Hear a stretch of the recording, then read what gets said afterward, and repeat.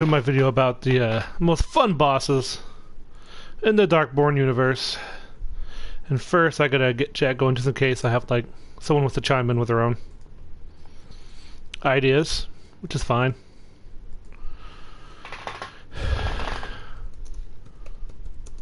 I will only.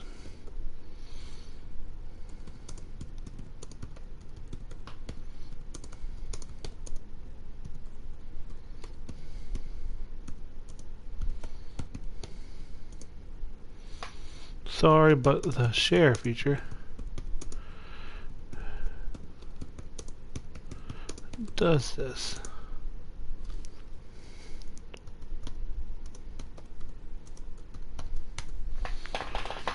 Okay. Now, I did not really take extensive notes on what I thought was most fun. I just kind of looked through a boss list on like a wiki and wrote down the ones I was like, ooh, that one was fun to me. But I have played these like a number of times, so I think I'll start with like Dark Souls because that's like the shortest list I have. Because mostly like Dark Souls bosses from the original one are too simple to be fun, I guess, or like are so complex that their animations will just not even go through. Like some of them don't raise their hands to attack. Suddenly there's like the animation skips a few frames because it was built in an era when that was not a concern. You just have to time it right. But whatever.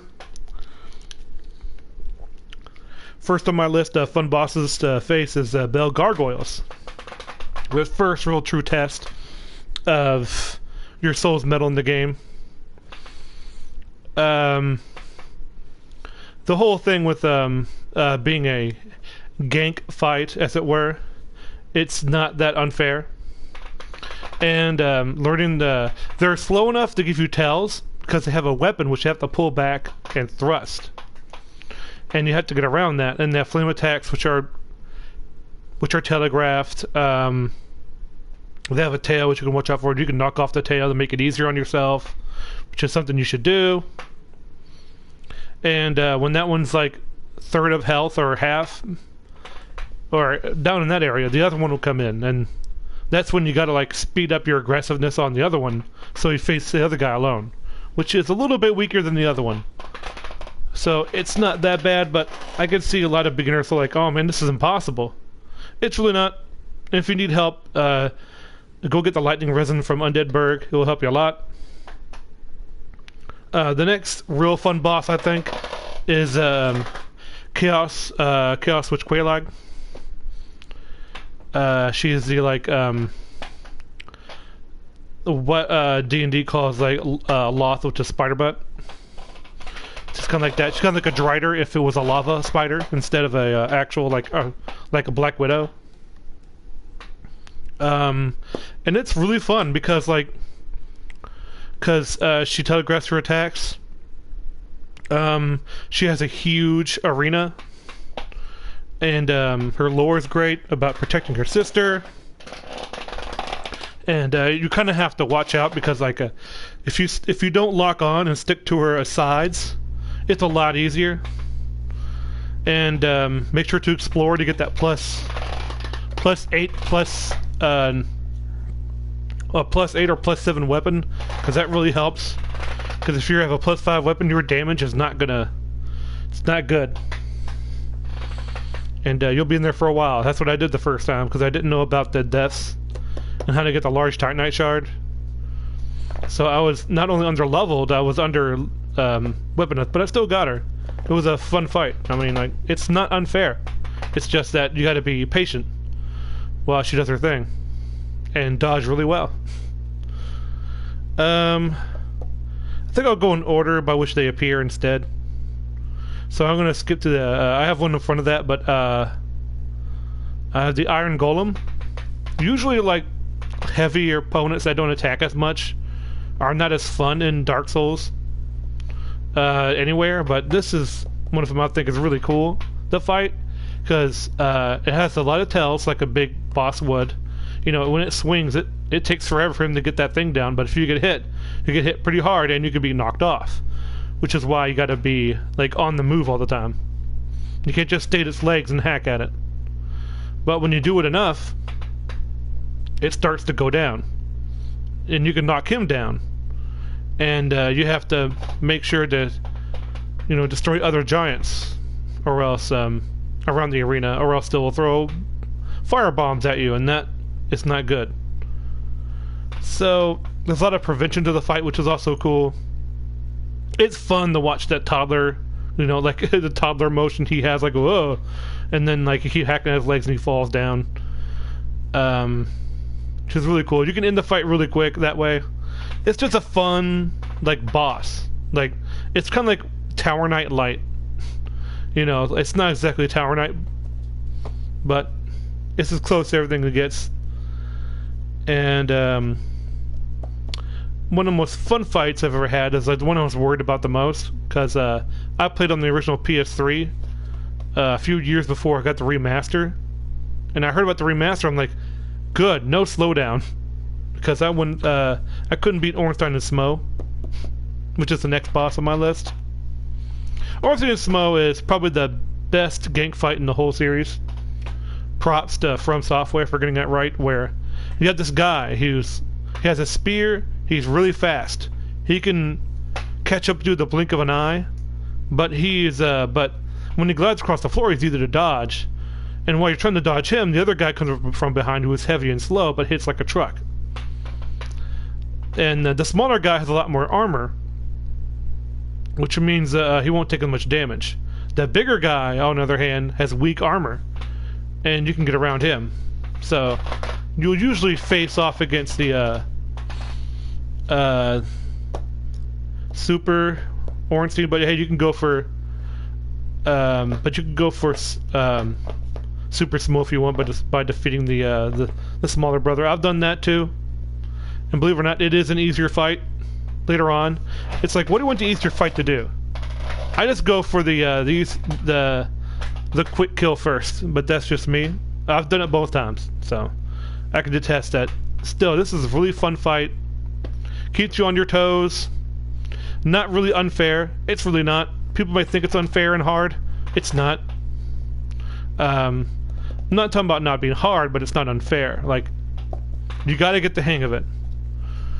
Like, okay. Like, yeah, that's professional, isn't it? And, I think the next one on my list will be, Four Kings. Four Kings is a really fun fight. People say, like, Four Kings are so unfair. Not if your damage output is great. Because whenever I've been in there, I can't really say it's for repeat playthroughs, but every time I've been in there, it's like I get that guy down before the next one comes out. Because I not only have a plus 15 weapon, or even 14 weapon, and I go in there with my stats on that one weapon, Dexter Strength, and I power it up with lightning, fire, usually fire because it's easier to buy. And I just ram them, and they're not that hard to dodge, except for that AOE. That you might as well just tank that damage. But yeah, the Four Kings are fun to fight because like it's like this DPS test that's doesn't feel like you put you under a lot of pressure, but it doesn't feel unfair. You just have to defeat each one really quickly without getting hit. And I really enjoy that about the Soul series. It makes it more fun when you have to balance out aggression, which I am aggressive. I'm an aggressive Souls player. And this one is like perfect for me because I'm just like, just hit as much as possible. Just have to watch out for that grab too. Oh man, I forgot about the grab. Anyways, I'll get to the most fun fight last, I think, because I think this one's really fun, but not as fun as the one I have for last, which is Black Dragon Calamite. I hope I said that right. Calamite is probably the one most, so far, the best dragon boss ever in the Soul series. And he's pretty quick. He if you get underneath him, he has ways of getting you out of there. fire breath, lynching his head. But they all have tells. Like, you can tell when he's about to crane his head. It's just something like you see in the body language of this boss. And that's what I love about, like, this dragon boss. He has a lot of body language tells. Like, whenever I would talk about my beginner boss, he was like, look at the hands. The hands tell you everything about a boss when they're about to attack. It's just that when the hand comes down, that's the problem. You know, like, you gotta get used to that for each boss, because some bosses delay their swings so much that you can dodge early and get hit. But it's kind of the same thing for the dragon. You have to keep your aggression in check. Because if you get caught in that... if you get caught in that eye, it's game over. Not game over, but it's... yeah, it pretty much is. Taking double damage from a guy who can 3-shot you. Yeah. And then he could one-shot you with the Chaos Vision. And you know what that is when you get caught in it. But still, a really fun fight. Cool introduction to him, too. You see him, and then he gets knocked down by an arrow. He's not happy with you. He is not happy. And then the next one on my list is, the final one, is Arcturus. I love Arcturus. It's such a fun fight. This feels like an even duel between two people. Hey, what's going on, Ed? I'm just talking about my favorite Souls battles. And he has a lot of, like, you find him in a state of remorse. Like, what's he doing? And all of a sudden he just gives up. At a point he just gives up and says, I'm entering the darkness, but I want you to kill me, but I want it to be like, it's kind of like what's it called? Not Greek, but Norse mythology, where if you die in battle, you go to a better place. Arcturus is kind of like that, where he wants to die by a sword, not like a coward, because that's who he was. He was a knight who sacrificed everything to keep the darkness at bay, and you can see why he was considered one of the best. He just has a bunch of attacks, and if you know what you're doing, it's a very good fight, very fun fight. Never feels unfair. I'm going to say that a lot. And that's all the feel I have for Dark Souls, because, like I said, it doesn't have much in bosses and stuff. And then I'm going to go on for Dark Souls 2. Hang on, I gotta take a drink because I'm going to be talking a lot. Because we're only at Dark Souls 2. Only at Dark Souls 2. The first one on my list is the Pursuer. The Pursuer. Because he has this really cool entrance where he has this, like, bird from the first game, this giant crow, and he just swoops in on it. It's like boom, and you're like, he's sitting on the ground, kneeling with a sword in the ground. He just picks it up, and he's like, "You're mine." And that intimidation really works. And for a Dark Souls 2 boss, he is very fair. His hitboxes are great. He has a gracious parry time. He's good practice. And on the Scholar of the Sin version, he keeps coming after you. Man, he's like, and if you do it right, you can hit it really quick with a ballista. Like, boom. He's out of your hair. Pretty much. And he glides across the floor. It's really intimidating. But don't... like, a lot of these Souls bosses are intimidating, but you can't let that get to you. Because his size and weight of them, and you're this little guy, you can take him. Trust me. And then, like, I go way far down the list, because I'm like, Executioner's Chariot. Getting to that boss is a nightmare, but it's worth it, I think. Because it's a fun fight where you have to, like... it's a circle arena, like in Rome.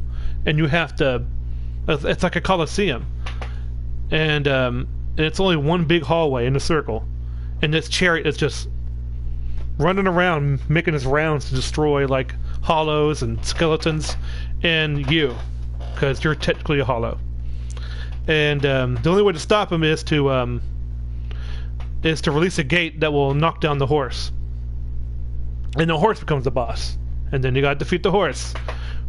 But that's where the fun factor ends a little bit. It's when the horse gets involved. But still, it's like, it's fun to, like, figure it out. And it can be hard. But I don't know, like, there's been decisive things about this boss, the Executioner Chariot, but I still love it. It's a fun little, it's different, and how like it's a puzzle boss, but it's, I don't know, it's just fun just to figure that stuff out sometimes. If it wasn't for the walk up being so bad to the boss room, I'd probably like it a little bit more. I can see why people don't like it, but I can't say that I didn't have fun beating it. The one I say like is never done right ever again is the Looking Glass Knight. Dark Souls 2 has a lot of great bosses, like, that are never really used again, even though it's not as good as the other games in the series. The Looking Glass Knight takes place on top of a castle. It's lightning out. It has a huge turtle shield that's a mirror. That's why it's called the Looking Glass Knight.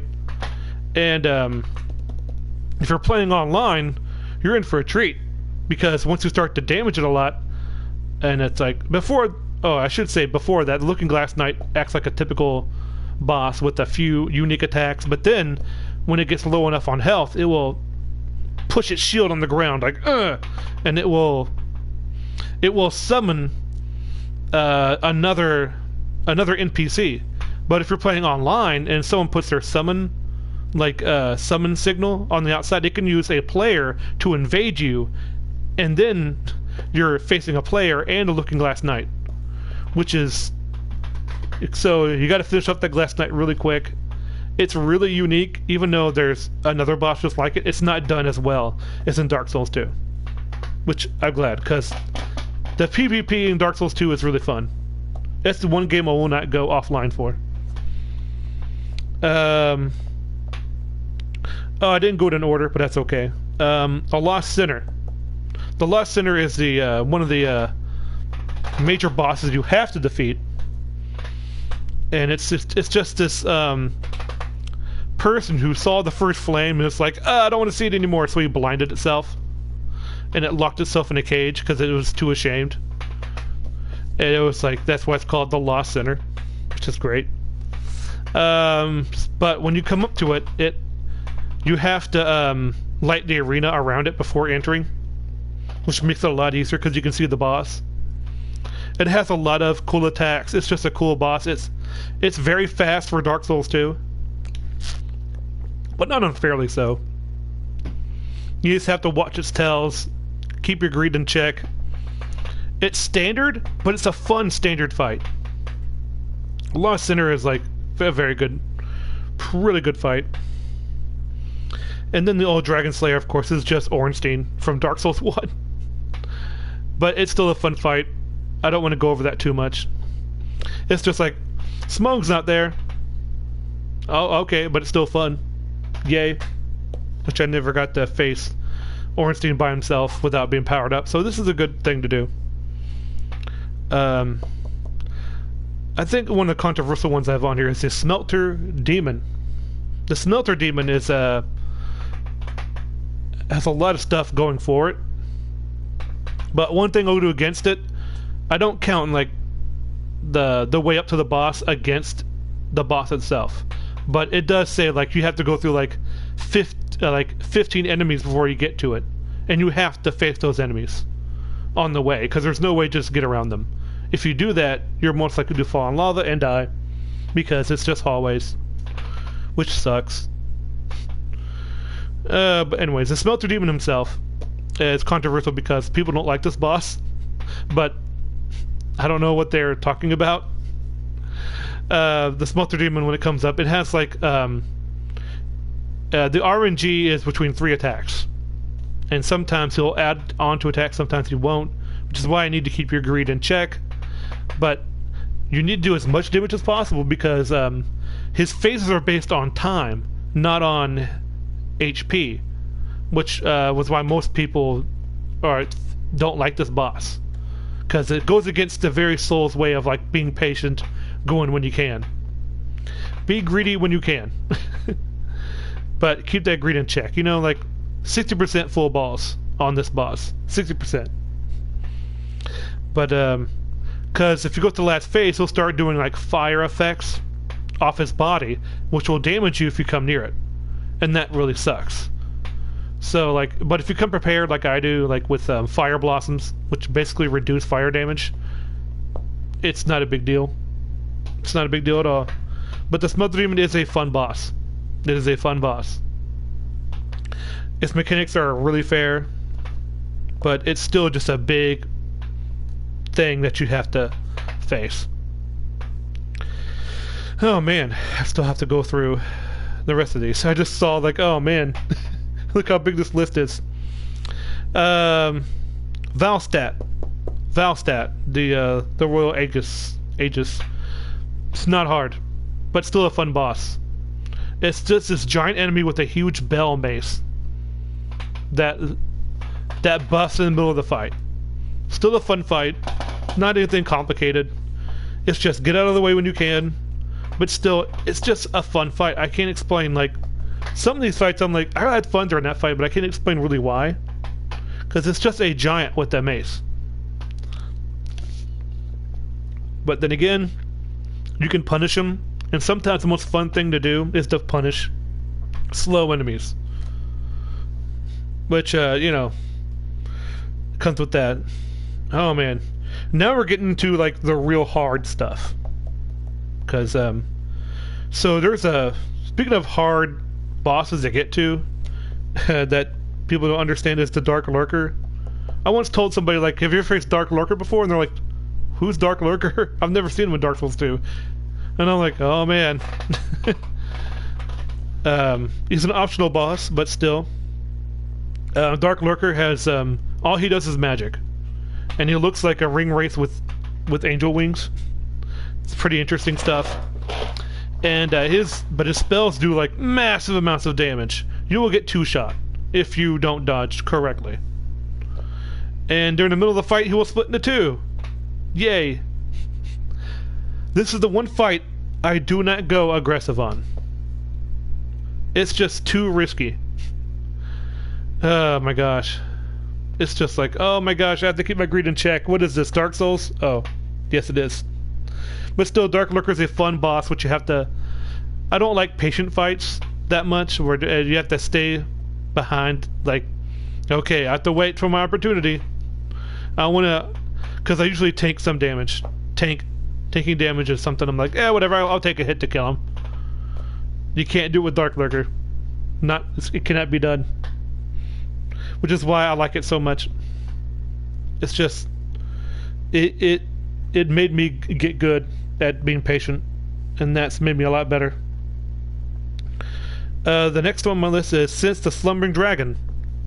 Like Calumet before him. I'm lost. Sorry, Ed. I'm just recounting these. I think I'll take a break, because this is pretty much a let's chat type of thing. I'm trying to... this is something I've always wanted to do for a long time, so... And no Demon Souls, by the way, because I never played that one. No hate. It's just that I didn't really hear about it until like years later. It was like, oh, Demon Souls before Dark Souls? That's neat. So I'm going to have to continue, though, because I have a long list. I'll do something else in the future, though. Sent the Slumbering Dragon. The Slumbering Dragon is something that's unique to Dark Souls, because it's a poison dragon that people pierced, because they're like, oh man.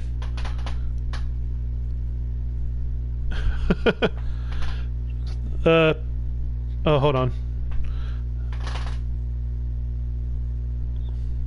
Picture on a thumbnail. What? You mean the thumbnail for the video, or the thumbnail for the, I don't know. I don't know. We got to be clear about that. I'm gonna get through this dragon real quick. Then I'll get back to you. I promise. The Slumbering Dragon, like, they pierce the dragon with a big spear. And because they're idiots. And they're like... and they wanted to worship the dragon, so they decided to pierce it to get its, like, poison out. Or something like that. And they're like, we want to rescue this dragon, and the only way we can do it is to pierce it with this spear. But that released all the poison and destroyed the slumbering city. That's fine, dude. That's fine. You have a right to ask questions. But yeah, it pretty much like. What I don't like is when people complain about this boss flying away too much. I'm like, it's a dragon. That's what it does. If you ever played D&D, dragons shouldn't land. What's wrong with you? Dragon's gonna... If a dragon has room to fly, it's gonna do it, and it's gonna stay above these people who can, like, kill it to death. Because if an animal has an ability, it's not gonna fight fair. It's going to survive. That's like asking a spider not to use its poison. It's dumb. So anyways, glad that tangent's over. Yeah, it flies away a lot, but still, it's like, when it comes down, you gotta do some damage and get away quick, just like with the other dragons, of course.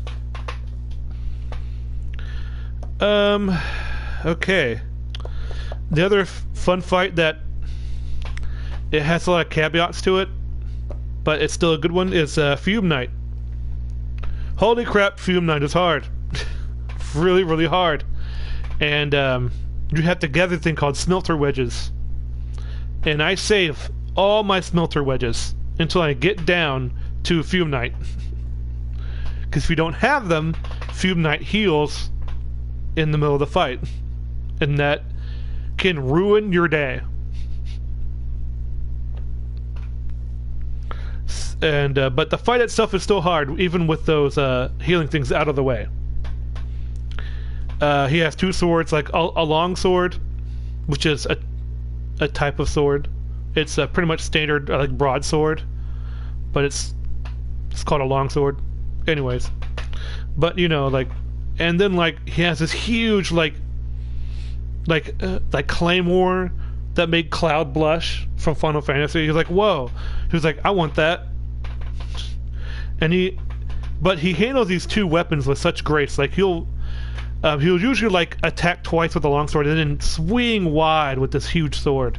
It is a blast just to be on the brink of death all the time if you mess up. And there are so little points of healing. The rush of beating him is nothing. That's why it's so fun beating him. It's a lot of these bosses are like. The fun itself is just beating it. Like, that's why I played these games over and over and over and over again, because I'm like, I want to defeat that boss again, you know. Fume Knight's one of those bosses I can't wait to get to, because it's like, man, like he's so hard, but man, he's so fun to beat, because he's so, mechanics are fair, and if I mess up, it's my fault. That's what I love about these games. I'm almost done with Dark Souls 2, though. Next one is something they've also never done again. Is a knight called Sir Aloin, and he's a samurai, which is pretty cool because you don't really see samurais in Dark Souls because it's a medieval England type of game where it's knights versus dragons type of thing. But when you see a samurai, you're like, oh, holy crap! He's from this like foreign land that you don't know, and his fighting style reflects that, because like he keeps a sword out with two hands, but he does it like a katana, you know, like boom, boom. He does it with such like elegance and grace. He wears like samurai armor, and he's fast, but tough to dodge sometimes, and it gives you less windows, kind of like Fume Knight, except this guy's just fast. He's not this big force that comes at you. He's just this. He wants a duel. Like, this is a duel to the death. In fact, he's so honorable that if you defeat him without getting damaged by him, he will, if he's low enough, like if his health bar is like itty bitty tiny, he will he will commit suicide because he is in dishonor. He's like, puh, Sabaku. like there's so much flavor to that fight, and it's so much fun. And it's almost like I'm talking to you about like Dark Souls stuff. It's like, what are you talking about? I'm so lost. Like, help me. I'm like, I know, but still, I just wanted to talk about this. Ed, so. Then there's, the last one on Dark Souls 2 is Ava the King's Pet. Ava the King's Pet comes from the worst place in Dark Souls 2. The frozen castle, which is like built to keep the chaos in, which is based on a real castle in Europe somewhere, where they think they found like the entrance to like hell, and they built a fortress to contain it. And I'm like, yeah, that's a real thing. Go look it up. There's a real castle fortress somewhere in Europe that does that. And it's really kind of scary what they tell about it. It's really interesting. Anyways, so this is kind of the same thing. They built to keep the old chaos contained, which they can't, because it's called the old chaos for a reason. And the king was named I forget what the king's name is, but he has his pet Ava, and you have to get these eyes that let you see invisible enemies in order to fight this big, huge tiger. Because if you go in there before, you can't see this giant tiger made of ice. Even when you do see it, it's still a hard fight. And it's a fun fight. He's pretty quick and hits like a freight train. But it's still a fun fight because it's so varied. He swipes a lot, and I don't know what I can continue to say about these bosses, because I'm just running out of like room and ideas. For like, oh man, it's fun because you have to for attacks. So I'm like, yeah, but that's the way it is with Dark Souls. That like the fast bosses are probably the best. Man, I'm talking a lot. But anyways, yeah, that's because it's also different because he's a tiger made of ice, so you have to worry about weapon. Because when you hit him, weapon durability I think is like 1 per hit, which you only have like 100 durability, and he takes all that on your weapons. It's really crazy how like that's why you always carry 2 melee weapons with you in Dark Souls 2. Because it's like, I need this. I need both weapons. You can carry an absurd amount of weapons in Dark Souls 2. But anyways, I'm going to go on to Dark Souls 3. And we're almost... This is probably the one I have most to say about, because it's the one I play the most. And the one that has the best boss design. So the tutorial boss, Idex Gundyr. I know Gundyr's right, but I don't know about the first part. Sorry if I butcher these names. Gundyr is he's a tutorial boss, and he sits there kind of like.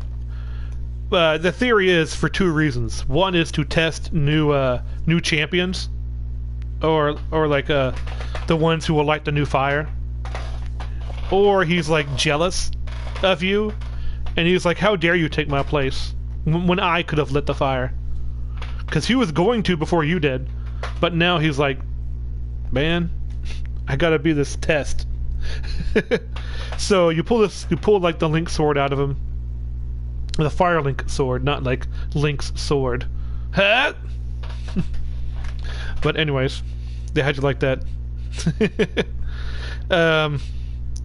And the battle begins, and he's a great tutorial boss. He's pretty fast for a tutorial boss. Like he'll punish you if you don't do it right, because you gotta watch his tells. And then his second phase, he turns into like a giant tree snake thing. That's like this curse, and like chaos thing comes out of him, and you're like, what the heck is that? And it will scare the crap out of you. Oh no, it slows down. Oh, my screen's slowing down on my computer. Oh well. And then, if behind certain point of the game, you go back in the past, where Gundyr is at his prime. He's a champion, and you got to face him again in the same place in the past. And if you're not prepared, he's not happy that you come to the past. And he's like, no, I'm waiting my turn. Like, this is my job, not yours. And then you face him again. That's why he and in the future, he's like, I don't like you. Even though I'm a test for you, I don't like you. Because you defeat him twice. It's pretty great. So, then the next boss, which teaches you how to defeat like bigger bosses, is Vort of the Boreal Valley. The Boreal Valley is a place in Dark Souls 3. It's basically like a city made of like. It's a pretty unique city. It has a snow, and it looks really great in Dark Souls 3. It's unique because every other place is desolate, gray, going to ruin. But the Boreal Valley is like this really nice city, pristine even, up to a point. You know, it looks great. And it has snow everywhere. It's got color. It's got a forest. But anyways, that's where the Vort comes from. And because he comes with some ice, he's like an ice, like, beastly knight that walks on all fours. But he's like a giant. He's wearing all this armor. He has an ice mace. But it's this fun boss. It's a fun tutorial boss again. And I say tutorial boss because he's easy to get behind and under, even in the second phase. But he's still a fun boss to test, like, because he moves really fast in that second phase. He'll charge, and if you're not used to how to dodge that stuff, like, get ready. But, you know, I've watched speedrunners of the game and know how to take him down really, really easily. So it's like, yeah, I've gotten used to that. And we're going to skip a bunch of bosses so we can get to one of my favorite bosses of Dark Souls 3, which is the Abyss Watchers. The Abyss Watchers are one of the champions like you. Like, that's the whole crux of Dark Souls 3, where these guys have stopped doing their jobs, like, because they were once dead like you. And but being the champion now, you gotta make sure that they do their jobs right. So you gotta kill them. I'm butchering that explanation, but that's pretty much what you're doing.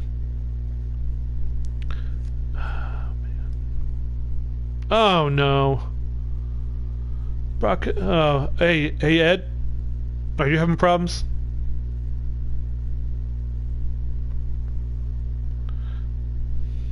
I'll wait for a response. I'll keep on going with the Abyss Watchers take after Arcturus, which is why I think they're so much fun.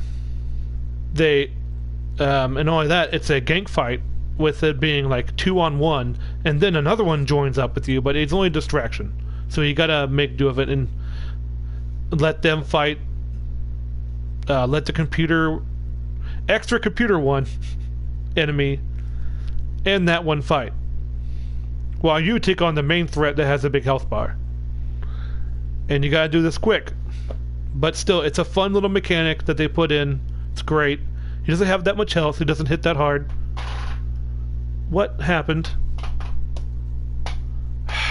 My computer just ran off. Daggone it. Like, I can't get one day when my internet's not, like, screwing up somewhere. Why did my computer shut off? I don't know. I swear. I kind of hate this thing sometimes. Why are you having problems? Like, why are we having problems right now? Nothing else is being done inside the house.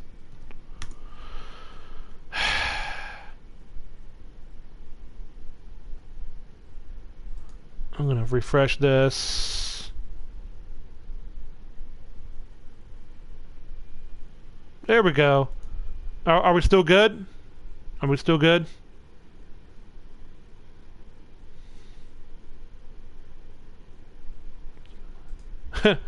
Okay. Hope you're still there, Ed. My internet got like cut off, I think. I'm not sure if it's just me or whatever. Anyways, it's probably not a fun video for like the chat windows, but whatever. So yeah, the bit, and then like, okay, thanks. Sorry about that. I'm trying my best. Yeah, me too, because my internet quality went down for some reason. Like, it just happens. Sorry about that, folks. I'm trying to do this so bad. I wish I had an editor so I can cut this stuff out. But that's just the way it is when you use the share button for everything. But that's okay. I'm trying my best.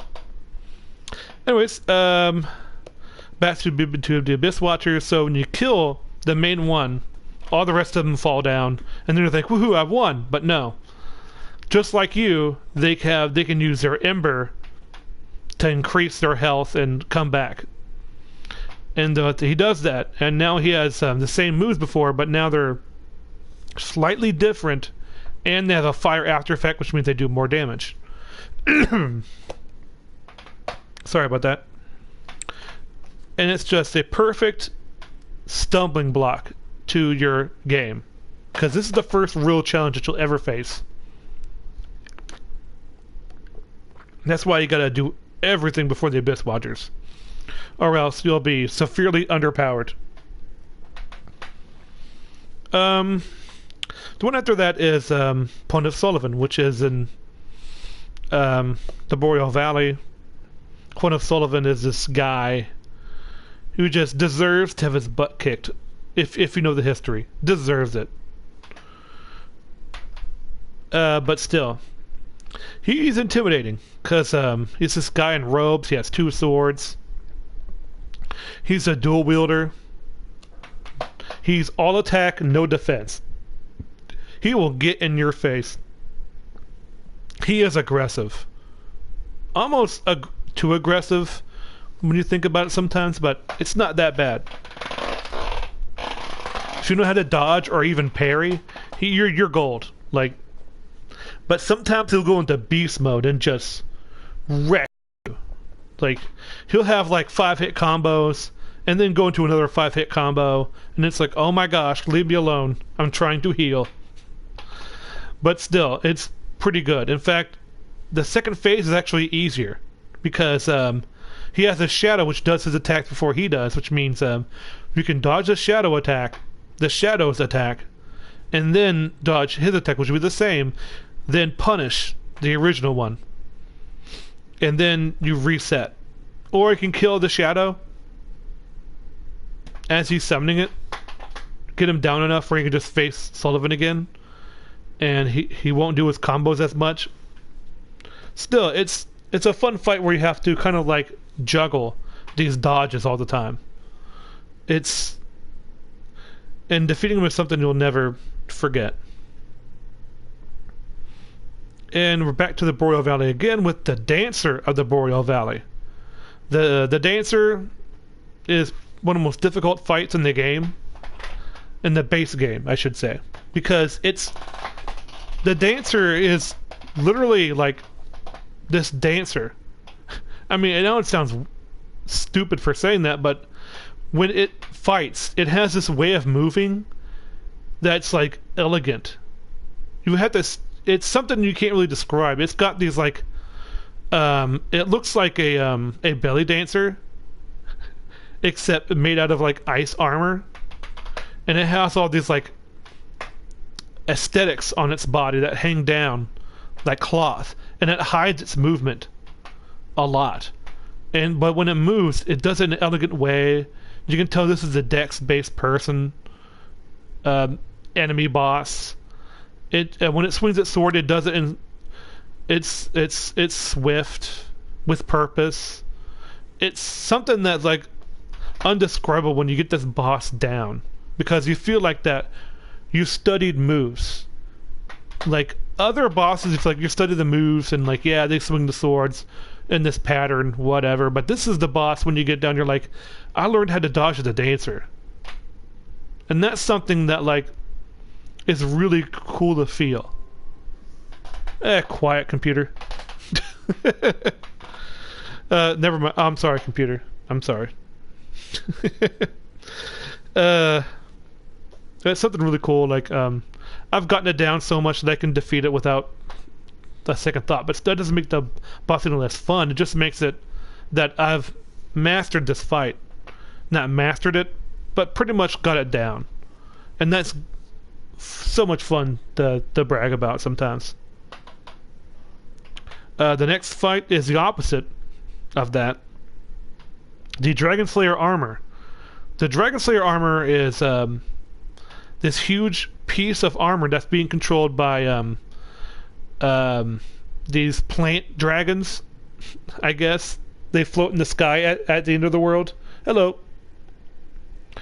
And so the Dragon Slayer armor is just this behemoth. And when it begins, it's pretty intimidating to see this thing with a huge shield and this great big, like, sword axe. I don't know what... It's like this cleaver. And it just comes ramming at you. It is not afraid of you at all. Like, it doesn't wait. Like, it's not there to be this opponent that thinks and calculates. It's just there to bum rush you. Like, it wants you dead. It push you off the bridge. It will do anything it can. And it's fun to master this fight. Because it's a big rush in the music and what's happening around you, and like it's this chaotic it seems like this chaotic scene is going on in the background when these dragon leaf things attack you while you're trying to just hang on to dear life by the edge while this behemoth comes at you with a shield bashing, lightning. It's just like, and when you're done, you're like, yes, I did it. It's so good. Yeah, it's so much fun. Dragon Slayer armor, great fight. Oh man, let's the next fight is so much fun, even though it has a lot of RNG in it, is the Lothric, young and older brothers. The last piece of you going to your final end, before you fight the Soul of Cinder. And it's just this... Believe it or not, it's RNG because he can teleport anytime he wants, and it seems like RNG. But it seems like when you lock on more, which you should at this fight, it is kind of like a huge RNG problem. But they want to stay where they are, and you have to move them. I'm doing good. I'm just recounting my most fun bosses from a list that I gathered up. So the I forget which one's the I think the younger prince is the one who's feeble, and the older brother is the one who can't walk. But still, doesn't mean he can't walk. Doesn't mean he can't hit you, because he teleports to you. And this is why it's so hard, because when you think you're safe, you're really not. And you have to pay attention to what he's doing before the teleport, or else you get hit, and then you end up losing your flow, because this boss has a flow, where if you lose your flow, you might die. And even more so for any other boss, I think, because, I mean, it's like, he has attack, dodge, and then you attack him once, and then you wait for the next teleport, dodge, and sometimes he'll pick up another attack.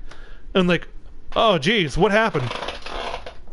Then when you defeat him, it adds another layer to how difficult it is, where the younger brother, the most feeble one, heals him if the older brother dies, and does magic spamming attacks where you have to...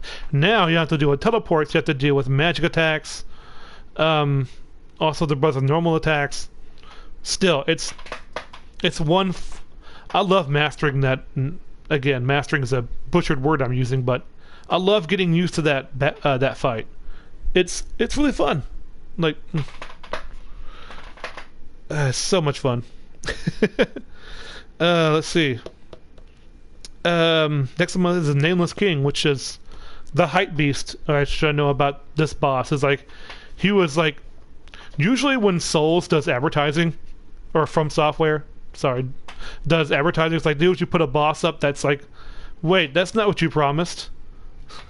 But nah, the Nameless King lives up to that hype, and they made sure that the hype and the boss itself are kind of equal, because defeating two bosses, one after the other, in the same fight is really hard. And they said, I wonder if we could do that for the DLC, and they did. But still, about the Nameless King, theorized to be the lost son of Gwyn.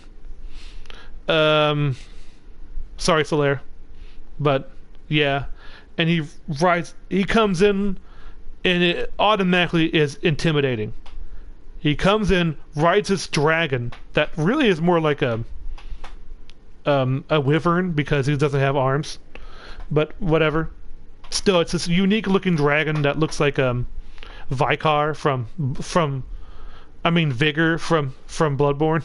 It's like has hair everywhere, really cool looking, and it's really hard boss because you can't really lock onto it and be successful, because that's how you really defeat all your bosses, kinda. But still, it's once you get that fight down, you can get it down really quickly because you only have like 4 attacks you need to worry about, and they're all telegraphed. But once you get that fight down, then you got to fight the big man who literally like kills his dragon to gain its power, because he just puts it down really because it's pretty much dead, and he goes like SSJ2 on you. So yeah, you're the cell in this situation. But you got to beat him instead. Again, this part of the fight is the reason why I think this is fun. It's very scripted, but it's so much fun to watch this guy, like this huge guy, rush around the arena, try to stab you with this lightning spear.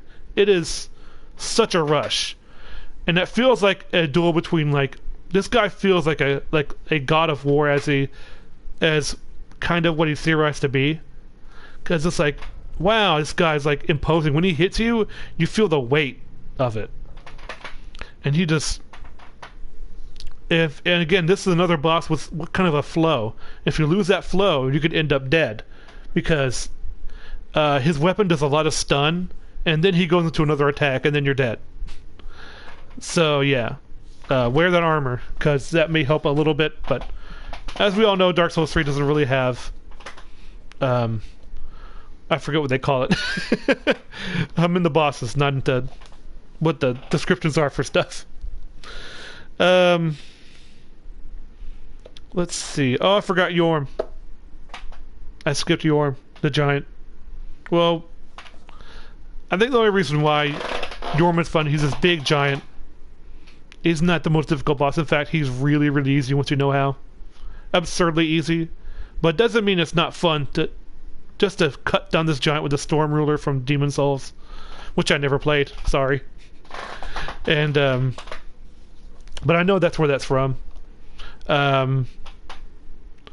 It's just fun especially when Sigurd is there. I think that's his name. Onion Knight, and he just helps you out, and you get to the end of his story. It's great fun just to annihilate somebody. It's kind of like the only boss that requires you to do that, and makes it a spectacle in Dark Souls. It's kind of like something you would do in Legend of Zelda, which is an interesting thing, but that's for another time. How much Zelda and Dark Souls are kind of are together on some things, but whatever. It's not what we're here about. I just want to go over Youre really quick because I know people don't like that boss because they think it's too easy. It's still fun. It's a spectacle. So, anyways, Soul of Cinder is my next boss for Dark Souls 3. Man, Soul of Cinder. Talk about like a better version of Gwyn, because that's what it turns into once in a while. But still, there are some things about that boss I don't like the swamp fire person, the pyromancer, like in NPC part of him. No, I don't think that's that fair. Not only can he buff himself, he has these flips and the quick jabs, and I'm like, man, like slow down. But that's just me because I have a tough time dodging those attacks. But the rest of them are, I think, are good. But still, that's just another aspect with like people flipped out when they saw the Soul Cinder. They're like, oh my gosh, he changes like classes on the fly. Just so cool. It's such a cool idea. I wish they did more of in games. But then he turns into Gwyn. Sorry, I touched the mic. He pretty much goes to the original Soul Cinder. It's really cool to hear that music. And I played Dark Souls 3 before Dark Souls. I went in Bloodborne with my first Souls. Then it was Dark Souls 3, Dark Souls 2, and then Dark Souls Remastered. So it's like, oh man, I've done the complete opposite. So when I played Dark Souls and I heard that piano, I was like, oh man, that's beautiful. And then I went to play Dark Souls 3 again, and I'm like, oh wow, this is really important. So I finally get it. I get the passion for that boss. But still, both phases are really fun, especially the wombo combo that he does, like the fire sword. It's great, great stuff. And as long as you're not greeted in that part, you're fine. Just don't get caught in the first part. You're fine. Oh man, skipping the Ashes DLC. No, we're going straight to Ring City because that's where the real bosses are. Sister Freed, to take a seat, or Lady Maria, whatever. You're not Lady Maria. So I'm going to go straight to Dark Demon Princes. Another gank fight done right, in my opinion. Because while you're facing one, the other one will stand back and shoot poison. And if you're not careful, you get poisoned. Carry that moss with you, you're good. And while the other one buffs, you get a chance to nail the other one. It's really great. You have these two demons who are really large, and they only attack things that are in front of them. Like only the claws are its hitbox. So that's why I like it, because it's not unfair big bosses where their whole body's a hitbox, like Orcus Kasum King, where its whole body becomes a hitbox when it charges, and that charge has a millisecond charge time.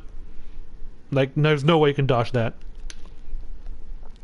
You just have to hope you're behind it when it charges, or not this hitbox. With this one, it's like it has tells. You can get behind it. You can get in them without getting hit. But the other one will always save it, because if you do that too much, you'll get poisoned, and that's toxic, and you don't want that. It sucks.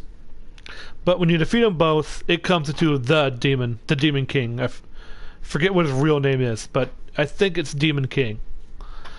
I should have broke that part down. I just have Dark Demon Princes. Sorry about that, but still, it's a good fight, especially that one where you, but depending on what demon you kill is what version of the final king you get. But I usually don't care enough to get which demon. I'm just like, cool, it's that one. He does the same thing. He does the fires.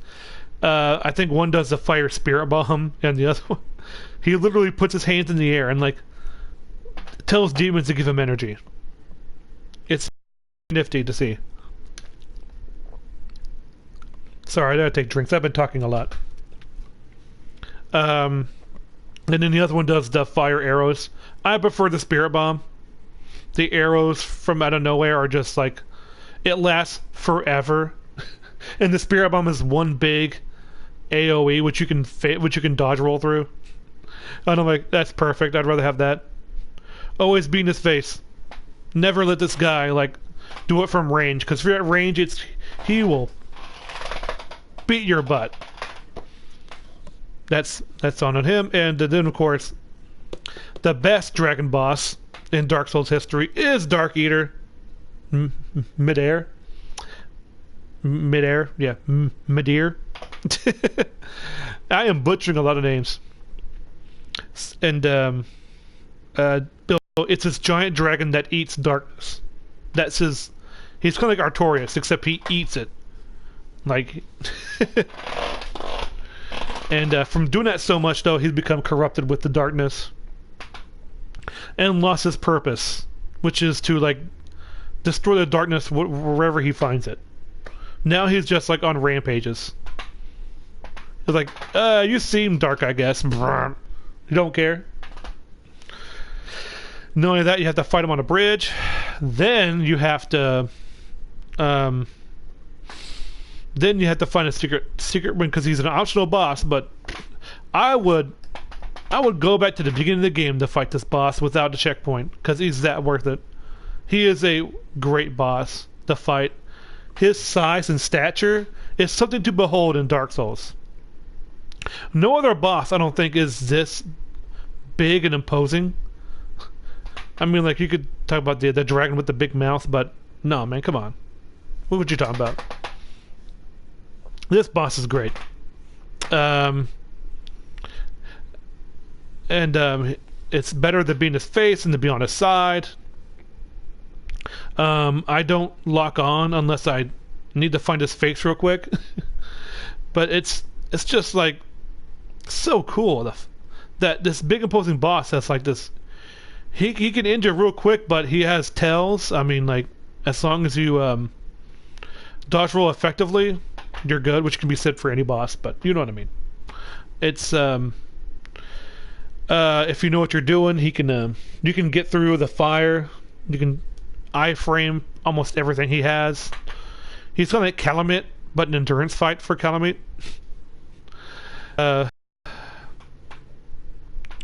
Oh my gosh, it's just so much fun, and by the time you beat him, you get this like stunned attack on him, repose, boom, he's down. It's great. Dark Eater, fantastic boss, but I think my favorite boss in Dark Souls 3, my favorite, most fun boss, I think of all Souls, is probably Slave Knight Gale.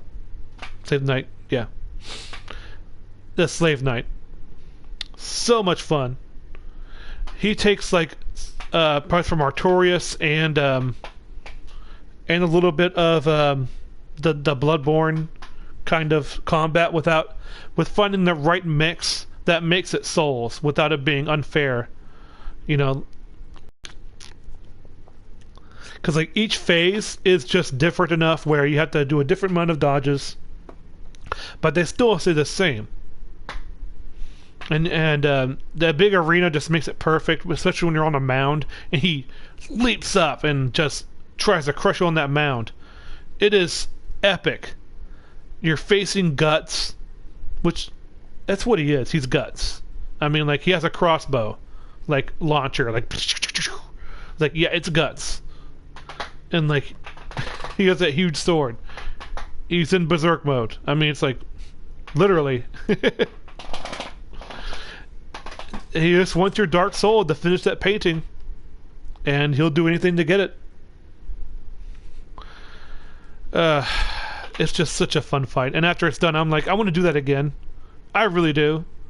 But I have to play the whole game all over again to do it. And it takes so long.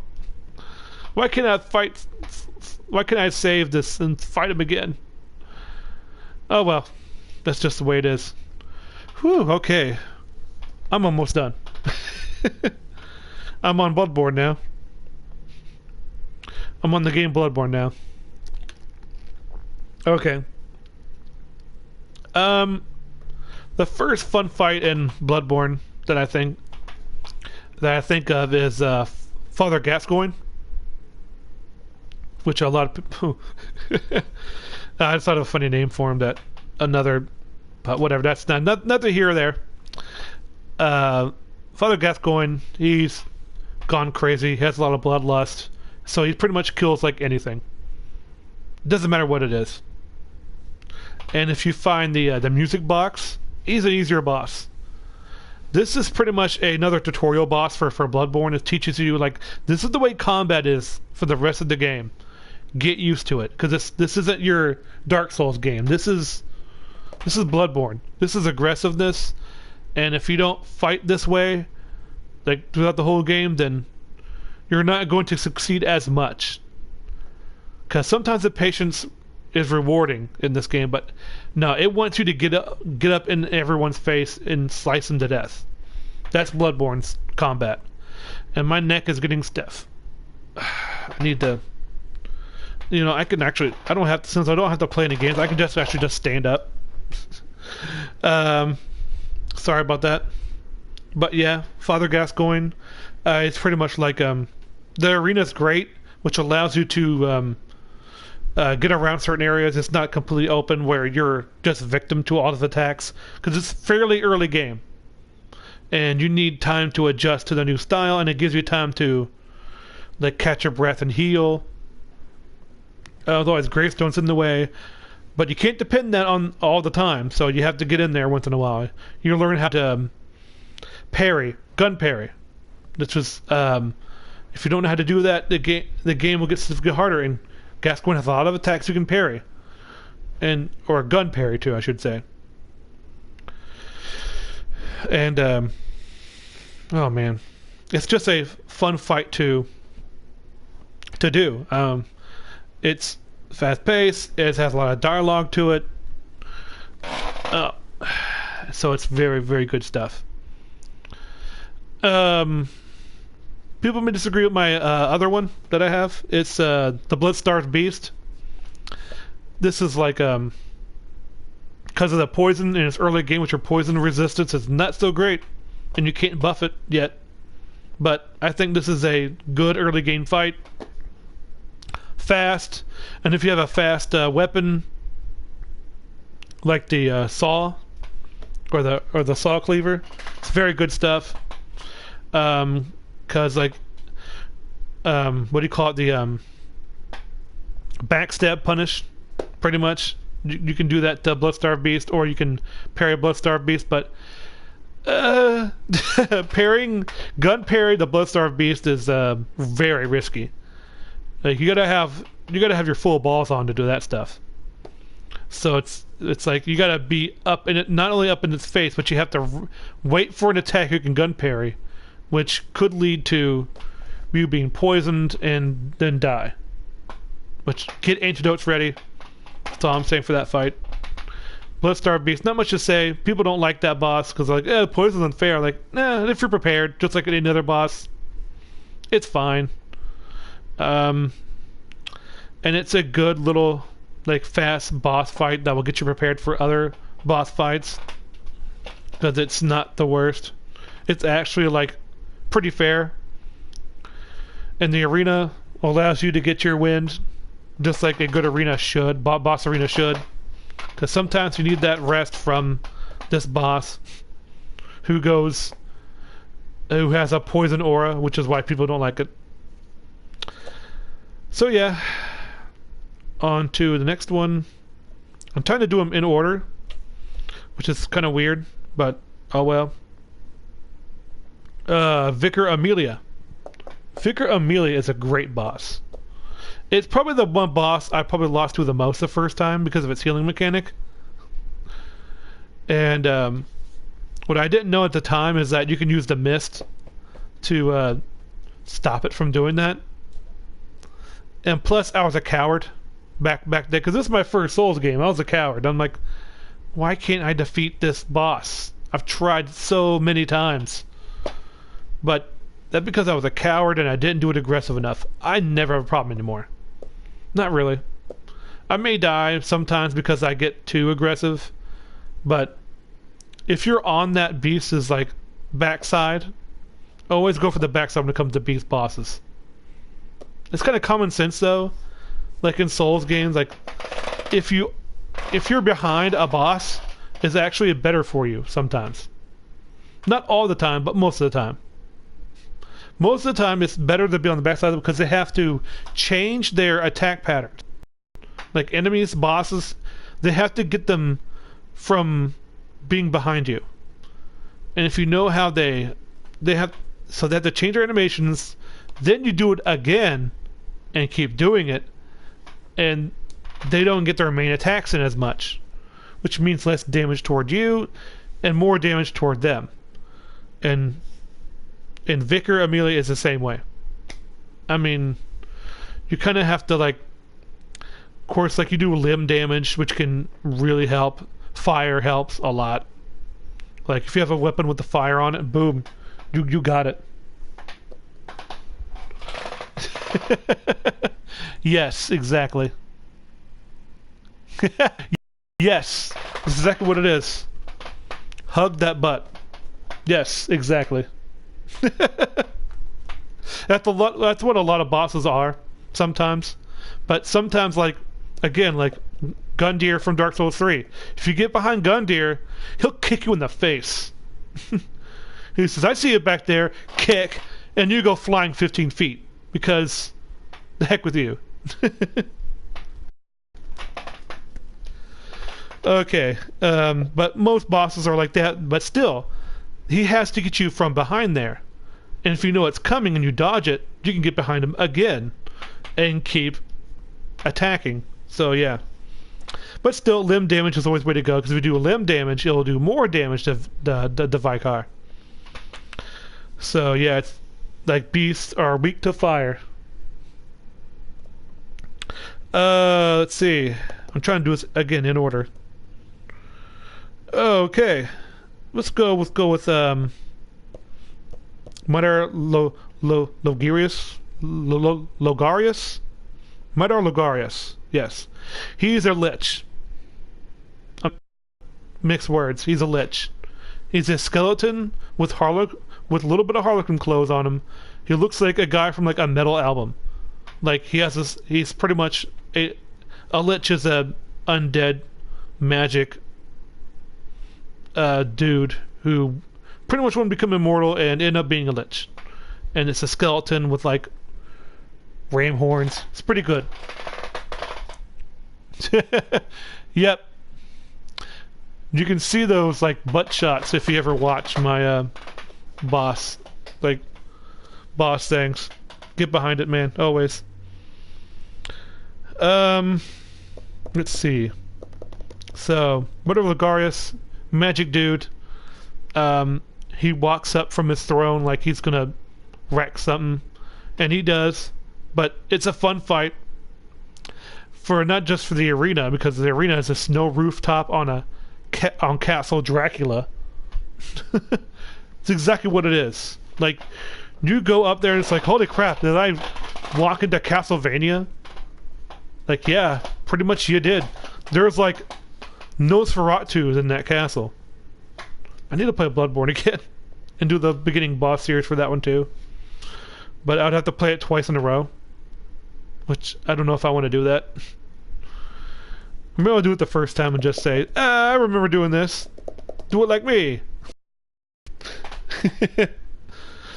Anyways, whenever Logarius, he has this huge scythe, and he'll leap at you with it. But the first phase, he'll just keep doing his magic skulls. He is all metal.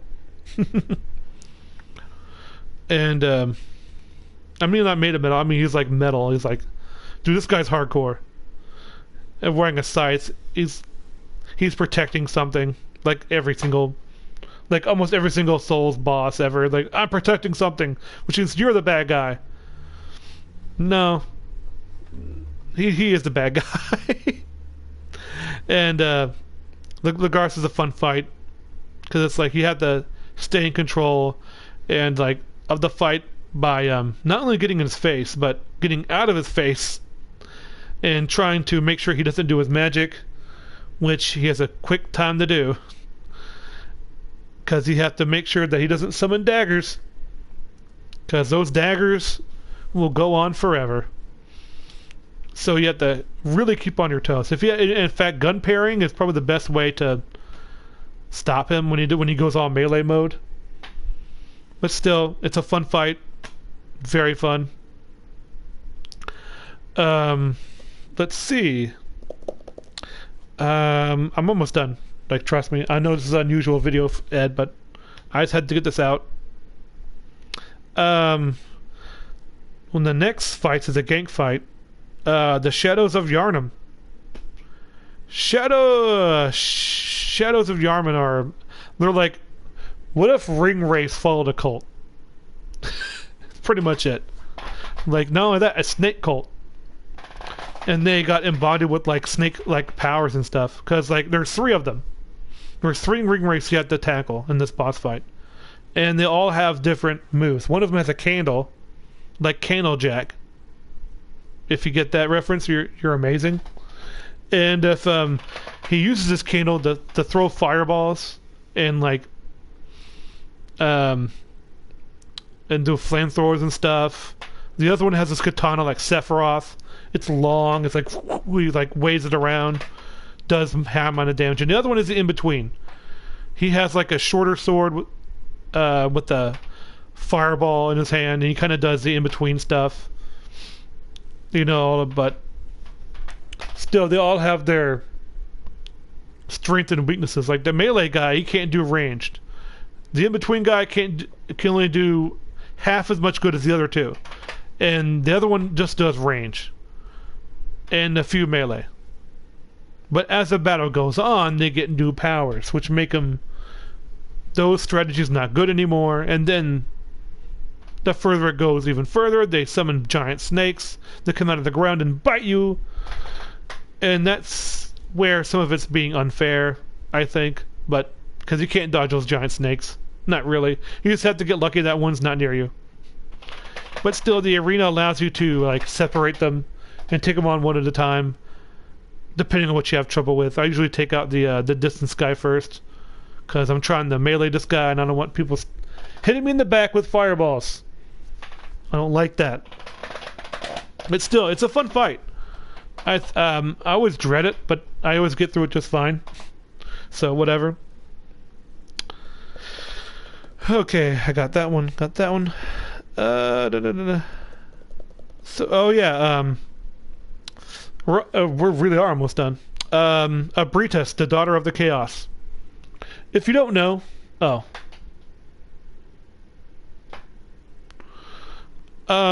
answer that.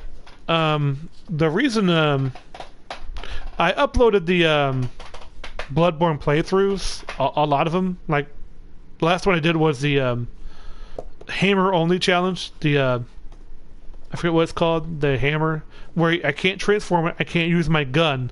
I have to use the hammer only. And but no, I haven't done the boss series for Bloodborne, but I have done for beginner boss series for Dark Souls and Dark Souls 3, which is you can go collect those. I'll probably put a link to it, but it's on my channel if you want to look that up.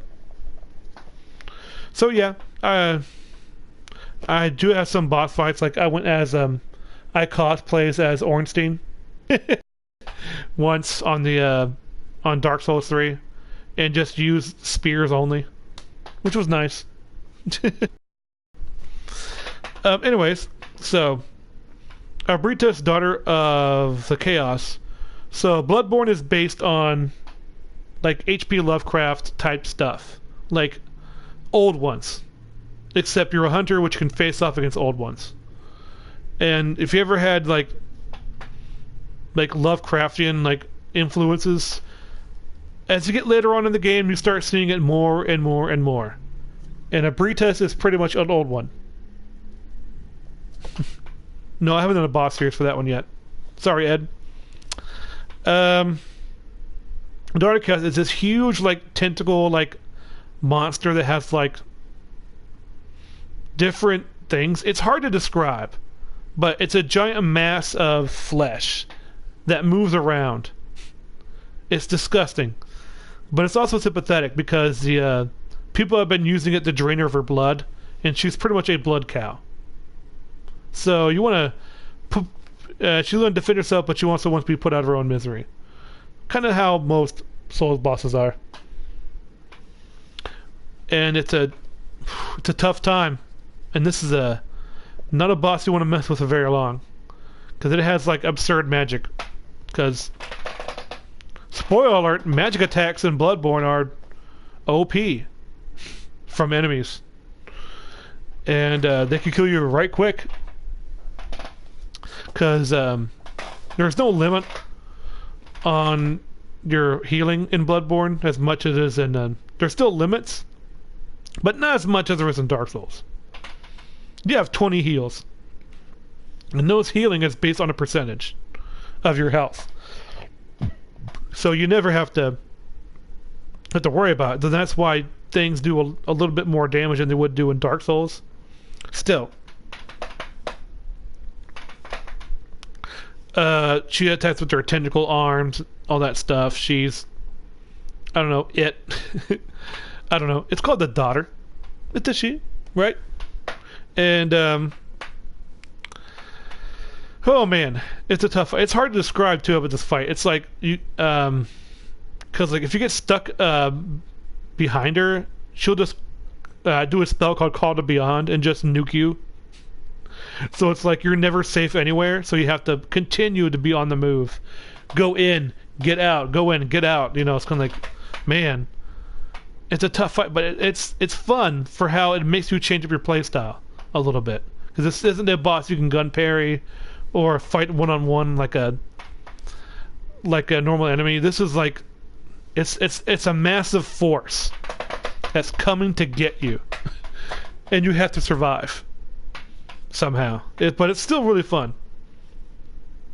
By the way, I know there's a boss that people like say is fun but hard. Is the I'll talk about it later, but still, let's move on. I'm almost done. Now we're on to the, let's see if I missed anybody. Oh, wait. We're not on to DLC just yet. Gurumin, the First Hunter. Another fun fight. This is more of a hunter battle. He acts kind of like you. It's like almost on equal footing with you, except he has more HP and does more damage. As so bosses do. This guy in this wheelchair for the whole game is telling you to go kill things. But then when you say like... So pretty much you get 3 endings in the game based on what you say at the very end of the game. Or what you do. And so like... So he asks you, like, hey, you wanna... I'll take mercy upon you and kill you for good so you can wake up and forget this ever happened. Or you can say no and be like, oh, okay. So he gets up to fight you. And he has like a gun of his own. He can gun parry you. And he has a scythe, which doubles as a, because each weapon has a transformation. And it turns into a full scythe whenever it transforms. It's a cool weapon.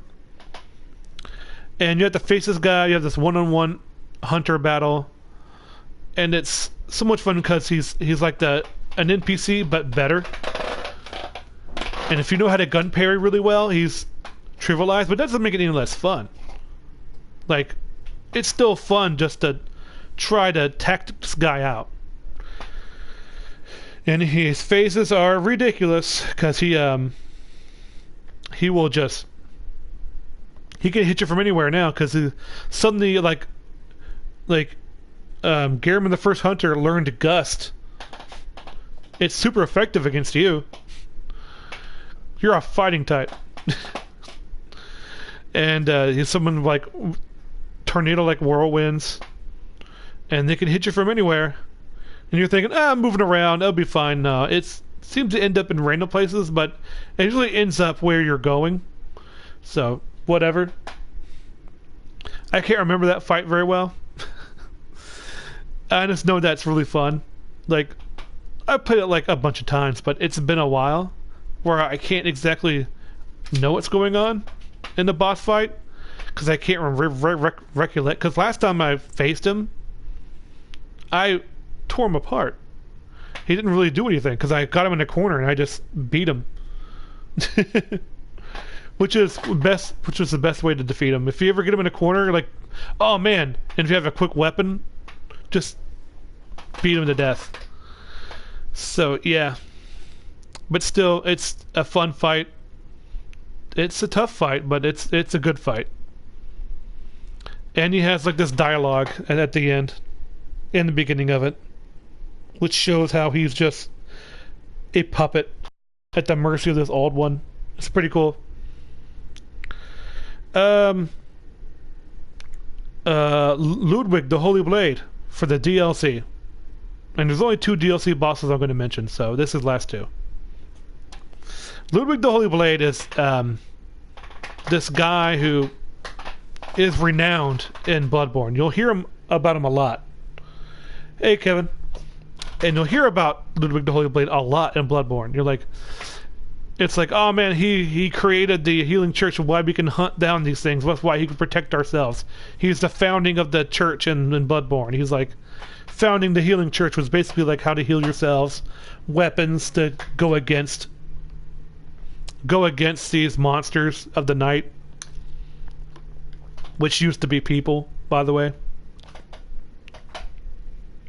And but as you learn, he's no saint. In fact, when you meet him, he's this beast who forgot who he was. Finally, when he's like this, he's kind of like this. He looks like a horse with a human face and eyeballs all over his body, which is it's really disgusting. But again, in this game, the insight you carry is based on an eyeball, which means the more eyeballs on a creature's body, the more they know about the great old ones and how crazy they are, which is wearing the Lovecraft things on your sleeves. But still, we've been through the whole game. Let's just get rid of all pretenses now that we're fighting great old ones. And this thing looks terrifying. It is terrifying. Its first phase is more animalistic. It mules like a horse.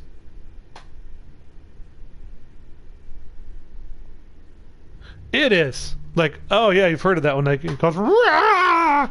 It just goes nuts. He goes nuts. And he's like, ah! And like, holy crap, this thing's a monster. But then, like, during the middle of the fight, it changes to one of the best things ever.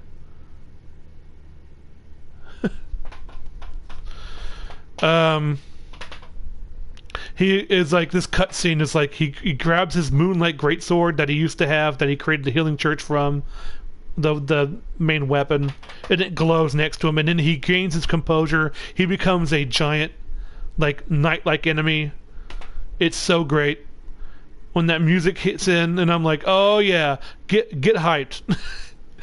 And I was so proud that I went back to Bloodborne that one day when I was streaming it for the first time from the DLC, the Great Hunters, and I defeated them in one go.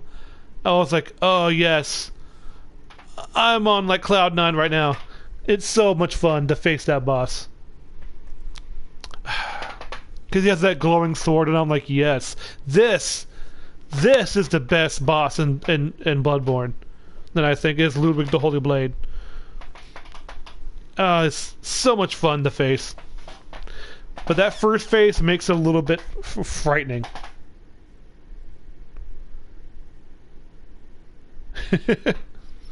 And of course, the one boss that created 1,000 like pictures, fan theories, and waifu calendars is Lady Maria of the Astral Clock Tower. And I'm not kidding. Like, look it up on Google sometime of Lady Maria, and you'll see like pictures galore. But none of them are like, I don't think I've ever seen sexualized pictures of her, but probably they are. But I mean, it's like, she has this like great amount of respect from the community. It's really cool. So anyways, like, she's pretty much like Gehrman the First Hunter. Except like she doesn't want to fight anymore. In fact, when she threw down she was disgusted at what the hunters did so much that she quit fighting. She took a pacifism route. But she will do anything to stop people from finding out the truth. Because when you find her, she picks up your hand and she's like, a corpse is a corpse. Some should be left alone. No, you're right, she's not intimidating, but man, when she gets more desperate, you'll think twice. You're like, oh crap, this woman means business. My deaths in my hammer run we'll let you know how that turned out. And the more she gets pushed, the more she grabs into her things she would never do. Like, she comes from a castle which is known for blood arts, which is basically using your blood to increase your power, which she never wanted to do. She never wanted to depend on it. What does she do when she's pushed too hard in the fight? She uses the blood arts. Then she reaches even further into the forbidden thing she would never do, just to stop you from finding out the truth. Like, it is such a cool fight, not just because it's a fun fight. It's fun because of all the reasons behind it. Her dialogue, the way she fights. She's elegant but powerful. The music is fantastic. Because when you go to the second phase, you hear that opera, and you're like, yeah, let's go, let's get hyped, you know. Good stuff. Good stuff. And now I'm going to talk about the controversial one I left out. Because a lot of people think that the Orphan of Kos is a hard but fun fight. I disagree, it's fun. But it's still an interesting fight. I still like doing it, but I don't have fun with that fight. I just think that it's a fight that is overblown sometimes. But don't get me wrong, it is the hardest Souls fight of all time. Only with certain weapons that it becomes harder. Just like every other fight. I used to think that Lawrence, that fire thing, I can't remember his name, but the fire beast, it used to be the hardest. Because, man, that fire, holy crap. And the last, it's true, but it's a great introduction. Orphan would kick their butts. Oh my gosh, Orphan is ridiculously strong. And you can parry him, which is something that, like, weak Triple Ice's most bosses, it doesn't. Like, they even give you an out, and it's still tough. But I can guarantee Orphan is fun. But it has good mechanics. It's fair, but man, once that lightning damage hits you, oh my gosh, it's so stupid. But anyways, I think I might do another list of, like, the worst. But then again, the worst Souls boss would end up being number 1, Ben of Chaos. What do you expect? Oh man. So yeah, I'm glad I did this. I need to do more videos like this because I can only do gameplay for so long. Sometimes I just need to vent about stuff. And not only that, give me suggestions on things like best bosses in Uncharted. I don't know. Like, I'm gonna do Doom 2016 for casual Saturday, and then at 7:30 today I'm going to do the more Uncharted 2, The Village, which I don't like. I don't like The Village. I don't like doing The Village. Oh, he looked weird. Oh.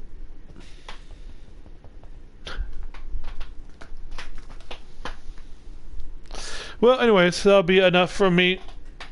Oh boy, yeah, I need to do more, oh boy. But I really need to do that push. But still, I'm on the train of once I get done with, not done with Uncharted 2, I think after today, I'll probably, I don't know if I should stream that or not. Because, I don't know. Whenever I do non-commentary, I'm like, I feel like I'm letting people down. You know what I mean? I need to stop talking now. But then again, this is a so, like, what do you guys actually think of me doing stuff like this? I mean, I'm curious. Anyone who's listening can say something. But yeah, I don't know. Like, whenever I do Owlboy, I feel like I'm letting people down because I'm like, no commentary. Well, that's the way it is. Uh, well, thank you. Because like I definitely want to do more. I have a Destiny and Battlefield 1 I never play. Even though I bought them. I'm looking at them right now. Useless Destiny game and Battlefield 1, which I think is overhyped a little bit with this multiplayer, but whatever. It's single player, it's pretty cool.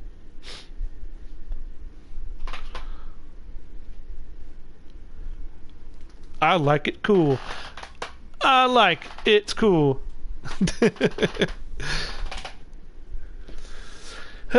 Some things when you say to yourselves are very silly. Like Teenage Mutant Ninja Turtles. Think about that. Think about that in your head. But whatever. Yeah. Phil Soul's my favorite series because I've gotten so used to it. I played that. Yeah, I have played it too.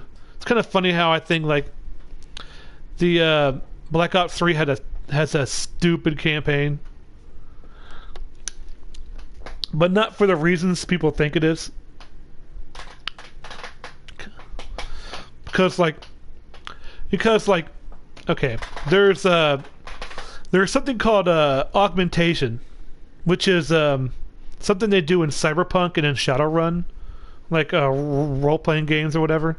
Because like Cyberpunk's coming out, and that's all about augmentation. And augmentation is scary, cause like, what if you had a computer in your brain, and then like you could hook that up to a computer, and then surf the web from your mind? It's kind of cool. Augmentation is pretty much replacing your anything in your body with something else mechanical. It's not like a pacemaker. It's kind of like that. But what if you replaced your heart with an electronic heart that could never that reduces stress so much that you could just like go through horrific things and your heart would never go off beat. You know, that's augmentation. Or what if you for example, like you replace your arm with a mechanical arm. Oh, cowabunga? Oh, I'm sorry, man, but I'm on an augmentation kit. What does cowabunga mean? I don't know. It's a surfing term.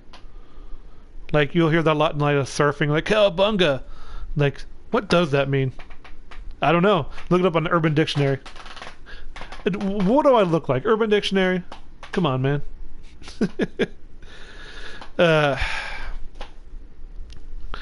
Yeah, augmentation. It's seriously something to consider because that's realistic. That's coming up in the real world.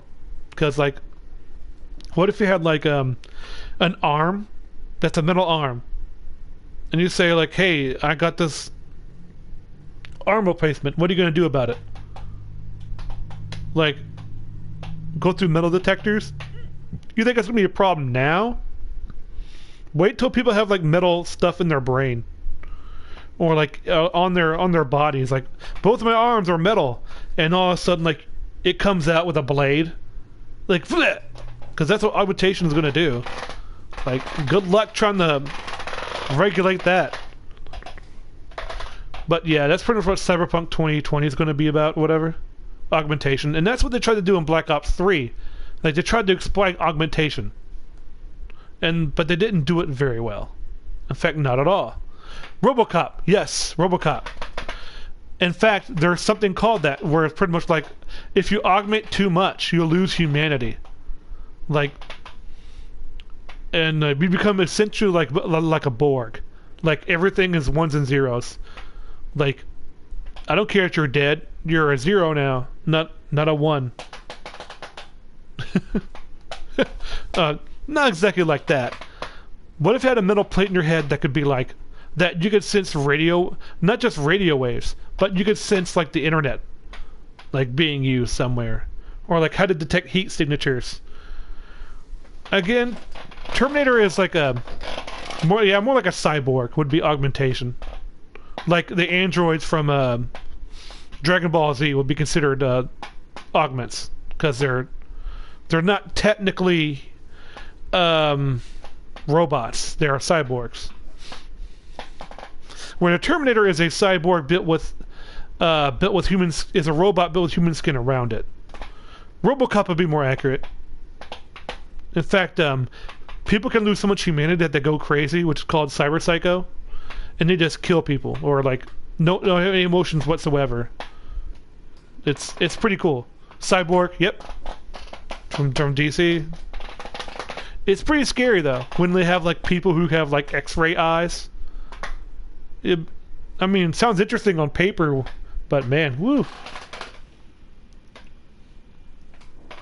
That's true, but he also had the borderline like cyber psycho stuff where he just like didn't care. Like he didn't care about anything. You know, there's some parts of that movie where he goes like on a he pretty much goes on a killing spree because of this one guy in the factory. And I'm like, but his directives stopped him from doing it. He was like, I work for Dick Jones! Dick Jones! Love that movie. Man, so yeah, that's gonna be interesting. Cowabunga, I don't know.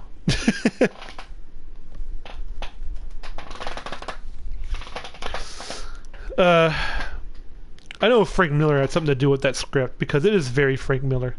If you ever watch Frank Miller work, it's always one guy that knows everything and the rest of the people around him are sheep.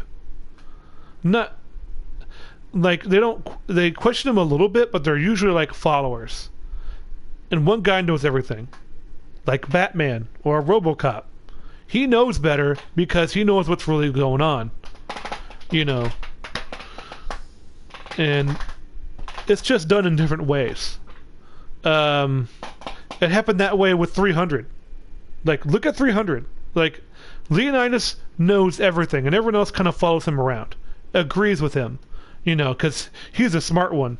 He's in charge. And the rest of like, no, the enemies don't know what I got. Batman from the Dark Knight comics are the same way. Like, Batman knows everything. And you're all just a bunch of followers. If you don't agree with me, then you're wrong. Kilgore, whatever, that guy. He couldn't beat Sector from Mortal Kombat. I would be looking forward to Mortal Kombat if they didn't have like if they didn't put all that pre-order stuff ahead of it. I think pre-ordering is now the opposite effect on games now. It's like, here, get this $300 kit for the game, excluding the game. And I'm like, but you can't call that a pre-order for the game then. Come on. I don't know how long I've been talking about this, but there's people in the back going like, okay, why is he not talking about like Dark Souls anymore? Or like Bloodborne. Yeah, speaking of Bloodborne, I need to do that again. I may have to do it twice. Because I need to learn the bosses again and then do it over again. I don't like doing that. But I think I'll just do it once and just say, whatever. Of course it's all about money. I want money too. Like, that's the thing. Like, it's not... Like, people disagree with me, but... If you ever buy anything or sell anything, and you want to make money to survive, you're a capitalist. I know, right? It's almost like... No, it's excessive capitalism that's the problem. Or, like, company greed. Like Activision or EA, or because they want all the money, which is why I respect Nintendo so much. They took pay cuts so they wouldn't have to fire people. And what did Activision do? They didn't take pay cuts. They fired 800 people. Buttholes. The worst of mankind. Excessive greed. I don't want to get political, but that's just the way it is. Oh boy, yeah, I'll do a beginner boss series, I guess, on Bloodborne. I need to do that. I've always wanted to do it, but whatever. Oh, don't be so naive, Ed. It's always been that way. It's just they didn't have the technology to do it. Because if you don't remember that when Japanese made money for games and they saw that the rental market was a thing in America, they made sure to make games harder for us, so we would have to buy it. And I'm like, there's proof of that. But some games were actually easier, so, but not many, but there were some. And then when they, it's like, and then when the rental market started getting really huge, they cut off some of their things from America. I can't remember an example of that, but, what was it? Oh yeah, back in the 2000s era, when they started to do like videos, like YouTube started becoming a thing. When they started it like ROM hacks, what happened? Like, you know, they didn't like them, and now they're gone. Like, they don't like them anymore because they're selling ROM hacks to you now. So even old games are not safe anymore.